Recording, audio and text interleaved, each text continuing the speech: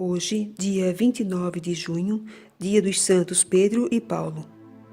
A liturgia romana sempre reuniu os dois apóstolos Pedro e Paulo numa só solenidade, por considerá-los os fundadores da Igreja de Roma. Tendo os dois padecido o martírio na perseguição de Nero, a tradição os identificou também no dia de sua morte, 29 de junho. Pedro e Paulo são, de fato, os pilares da Igreja primitiva. Unidos, representam um símbolo visível, tão necessário nos dias de hoje, da colegialidade do episcopado na Igreja. Desde o início, Pedro é representado nos Evangelhos como o primeiro dos apóstolos. Em todas as listas ou catálogos dos nomes dos apóstolos, Pedro figura sempre em primeiro lugar. E nos momentos decisivos em que a missão de Cristo envolve crise, é sempre São Pedro, o porta-voz dos apóstolos, o primeiro a proclamar a fé da Igreja primitiva. Seu nome de família era Simão, filho de Jonas, mas Jesus, no primeiro encontro, mudou-lhe o nome para Pedro, pedra, rocha, e mais tarde dá a razão disso. Mateus 16, do 13 ao 20. Pedro era irmão de André, nascido em Betsaida, pescador de profissão, casado e morava em Cafarnaum, quando Jesus o chamou ao apostolado. No Evangelho aparece como homem de temperamento impulsivo, mas leal, expansivo, generoso e, sobretudo, muito apegado ao Mestre. Jesus, aos poucos, o coloca em evidência entre os apóstolos, marcando-o como seu futuro vigário na Igreja. Em Cesareia de Filipe, Jesus diz solenemente a Pedro: Tu és Pedro, e sobre esta pedra edificarei minha igreja, e as portas do inferno não prevalecerão contra ela. Dar-te-ei chaves do reino dos céus, e tudo o que ligares sobre a terra será ligado também no céu, e tudo o que desligares na terra será desligado também no céu. Com estas palavras, Jesus anuncia, entre outras coisas, que Pedro é a rocha inabalável que serve de fundamento à igreja. Na mesma recebe o supremo poder e a ele são entregues as chaves do céu. Depois da ressurreição, na praia do lago de Genezaré, Jesus dirigiu-se novamente a Pedro, perguntando-lhe: Simão, filho de Jonas, amas-me mais que estes? Ele respondeu: Sim, Senhor, sabeis que vos amo. Jesus acrescentou: Apacenta meus cordeiros. Por 3 vezes o mestre fez esta pergunta e deu-lhe ordem de tomar conta de seu rebanho. Era a investidura oficial a Pedro de ser o vigário de Cristo, pastor supremo do único rebanho do Mestre. João 21, 15.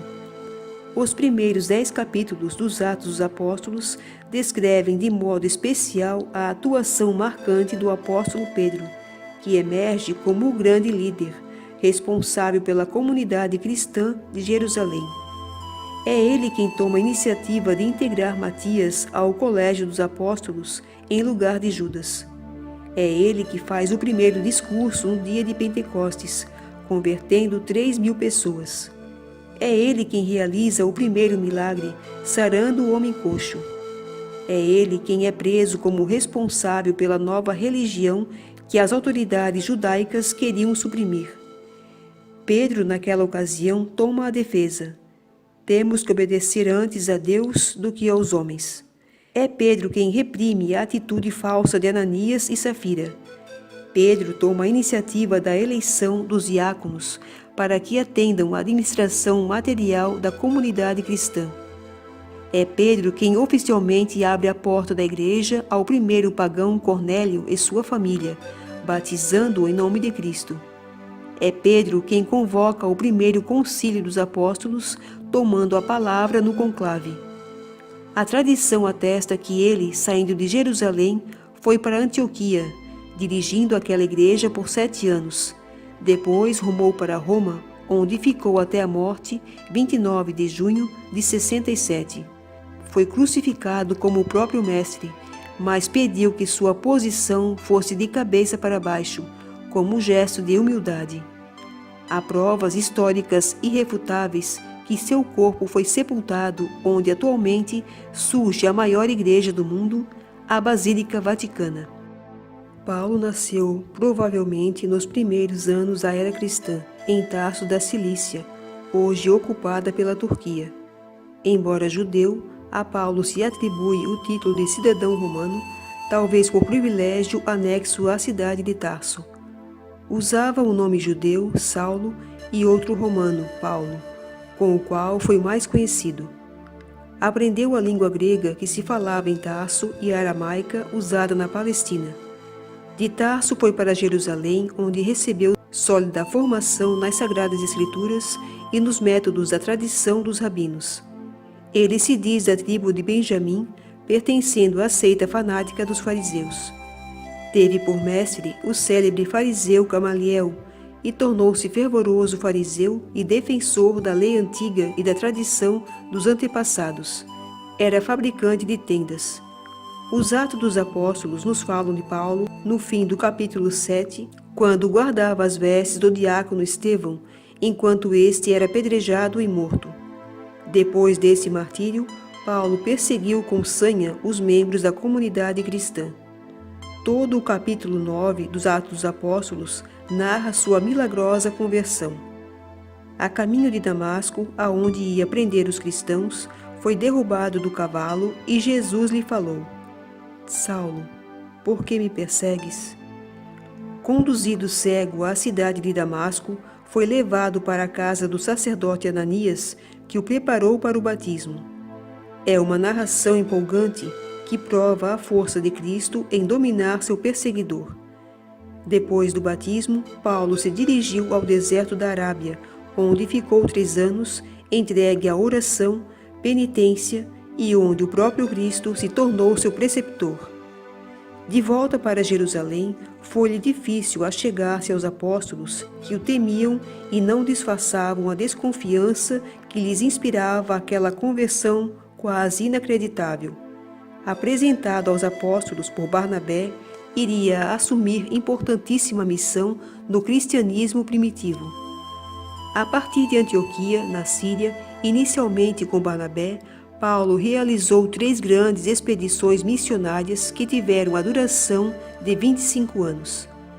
Passou 2 anos preso em Cesareia e de lá, por ter apelado ao tribunal de César, partiu para Roma, onde continuou preso, mas em relativa liberdade para receber os cristãos e dirigir sua palavra aos pagãos. Inocentado no processo que lhe armaram os judeus, viajou para a Espanha. Visitou novamente suas comunidades no Oriente e, de volta a Roma no ano 67, foi preso sob o imperador Nero, condenado porque seguia uma religião ilegal.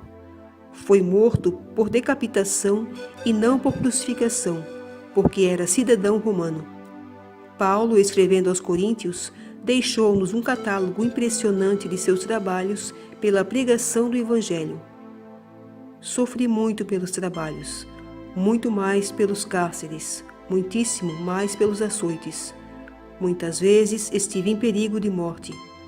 5 vezes recebi dos judeus 39 golpes e açoites. 3 vezes fui batido com varas. 1 vez fui apedrejado. 3 vezes naufraguei, passando 1 noite e 1 dia perdido em alto mar. 2 Coríntios 11, do 20 ao 26. A descrição dos sofrimentos suportados por causa do Evangelho continua de forma comovente. Seu papel na igreja primitiva foi transcendente tal relevo. além de ser fundado as melhores comunidades cristãs do mundo helênico, que foram o esteio da expansão do cristianismo na Ásia Menor, Paulo, em suas 14 cartas, escritas às comunidades cristãs por ele fundadas, foi o grande teólogo que tentou elaborar uma síntese doutrinária no mistério de Cristo para todos os séculos de valor inestimável. Este gigante inatingível de apóstolo e santo dizia com humildade e franqueza: pela graça de Deus sou o que sou, mas a graça dele em mim não ficou estéril. Ó Deus, que hoje nos concedeis a alegria de festejar São Pedro e São Paulo, concedei à vossa Igreja seguir em tudo os ensinamentos destes apóstolos que nos deram as primícias da fé. Por nosso Senhor Jesus Cristo, vosso Filho, na unidade do Espírito Santo. Amém. São Pedro e São Paulo, rogai por nós.